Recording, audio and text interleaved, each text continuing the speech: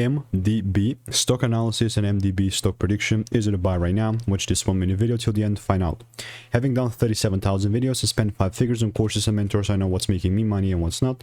And with Mongodb stock, I saw this thing just melting down like into the ether, you know, it just melted quite a bit.